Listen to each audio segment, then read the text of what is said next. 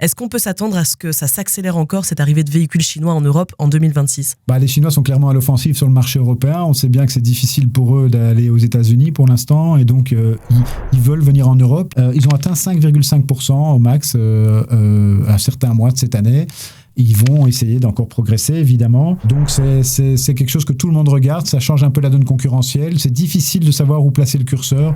Est-ce qu'ils vont prendre la place, par exemple, comme les Japonais à l'époque, ou est-ce que ça va être plus fort ? Ça, on va un peu voir dans l'année qui vient, quoi. Aussi, ce qui protège un peu l'industrie automobile, c'est que inonder un marché avec des voitures chinoises, c'est pas une bonne stratégie dans l'auto. Parce qu'en fait, dans l'auto, la valeur résiduelle, on en parlait tout à l'heure, des voitures est très importante. Donc, la valeur de revente en fin de contrat des voitures est très importante. Si vous mettez plein de voitures, en fait, vous cassez la valeur de revente des voitures, et donc les gens sont moins prêts à mettre de l'argent, parce qu'ils disent, si ma voiture après 5 ans ne vaut plus que 30% du prix, alors en fait c'est peut-être pas un bon deal, peut-être que la marque européenne est plus intéressante, donc ça peut aller, mais sera plus progressif que ce qu'on pense.